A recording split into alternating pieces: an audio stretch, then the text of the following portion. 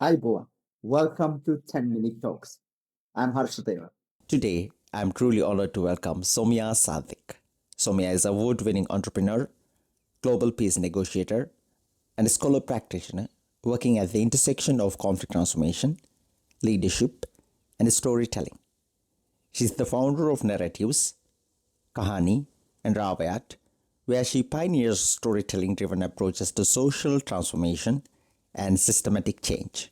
A sought after keynote speaker, conflict readiness strategist, and visionary leader, Somia brings together business innovation, cultural wisdom, and peace building practice to help individuals and communities navigate complexity and change. She is also the author of Gajarah, a powerful debut novel that explores resilience, identity, and ancestral strength through compelling storytelling. Today, we will explore the power of storytelling, narratives, and leadership in transforming conflict and building more peaceful and resilient societies. Thank you, Somia. Thank you very much for joining me today. My first question is much of your work explores storytelling, identity, and trauma. Um, in deeply divided or post conflict society, how can personal stories help transform fear, mistrust, and othering into generate empathy, deeper human connection, and a meaningful relationship building? Yeah, that's a great question. I really appreciate it, and thank you for having me. When we think about conflict, often we assume conflict is something that only happens during wartime or global conflicts and so on. But if we really take a moment to think about what conflict is, it happens in our everyday lives. It happens in our families. It happens in our workplaces, and it happens within ourselves as well when we're trying to make sense of the world.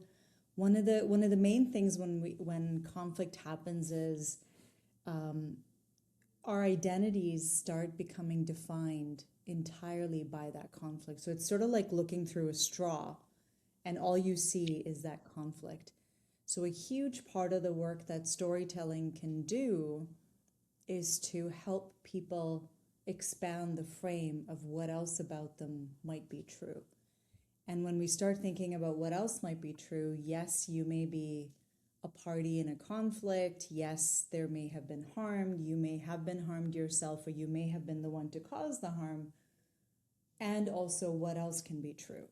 And so, storytelling can be sort of this really powerful way for us to expand broader frames of conversation to help us see more aspects of the person as opposed to just the conflict itself. So it can go a really long way to make conversations more accessible and more human centric, if you will. Thank you. Through your work, you have helped bringing hope and visibility to many uh, people facing hardship and marginalization. So, Mia, from your work experience and from your experience, what makes a story powerful enough to transform uh, feelings of powerlessness into a collective strength, solidarity, or even social change? Yeah, that's a big question, and I'll speak to a few things there. When we Right. think about storytelling, often a lot of my work is in the area of trauma informed storytelling and trauma informed dialogue, and what does building that collective resilience look like in communities and societies. When we think about what makes for a transformational story, a story that stays with us, the answer might surprise us a little bit. So when you think about what is a good story, and I've asked this question of kids who are young, and I've asked this question of people who have lots of gray hair like myself and beyond. And usually people will say, a story that has emotion in it, a story that has a nice ending to it, if you will. But if you really take a step back and think about what makes for a transformational story, it's the kind of story that stays with you, the kind of story that perhaps unsettles you a little bit, that evokes a certain memory. So stories that transform are stories that don't actually have a tidy ending, because in life that is not usually the case. And there's always more things to wrestle with, more things to make sense of in life. So transformational storytelling, or transformational stories that can build resilience, are stories that are told in a manner that holds space for other memories, other truths, other realities to breathe, other realities to come to life. I've seen this happen in so many communities that I've had the incredible honor of working with, where initially people start telling stories, and soon you see the relationship between the storyteller and the story listener transform, where more things emerge that they may not have said before, and you see the room sort of take a step back and reflect on all of the other possibilities of that story that can be true. What's also really incredible for transformational story work is it can really come in many different forms. So whether that's stories through poetry, through art, through other forms of expression, performance, dance, if you will. So there's no perfect form of story. And it's very accessible. You don't need a fancy degree to be able to tell a story or to listen to a story. And it's really that potential that can make storytelling very accessible for people from all sorts of backgrounds, faiths, ways of being, ethnicities, colors of their skin, or even age demographic. Let's talk about your organization, Kahanee, Mm-hmm. especially how storytelling connects with peace building and human connection.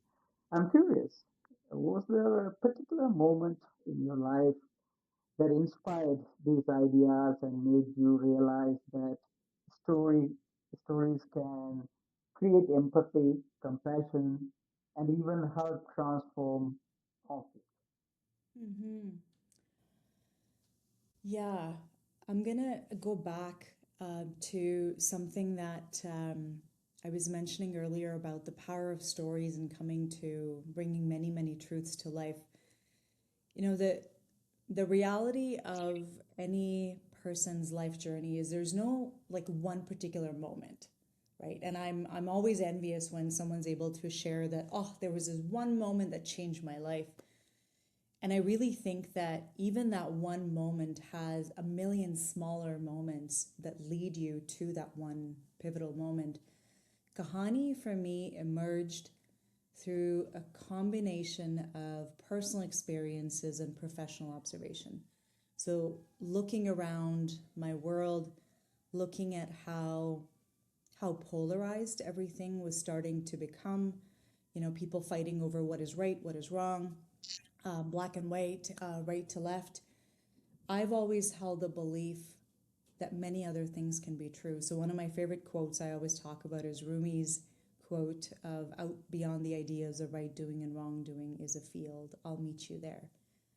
And Kahanee is really at its heart that field where we together bring our collective stories to life, where we think about how each of us in our culture have something deep fried. Just before we started talking today, we were talking about a pakora and how both of our worlds, we understand what a pakora is. You may add a few different spices to it. I may add a little more turmeric to mine. You may add a little bit more this spice or that spice to yours.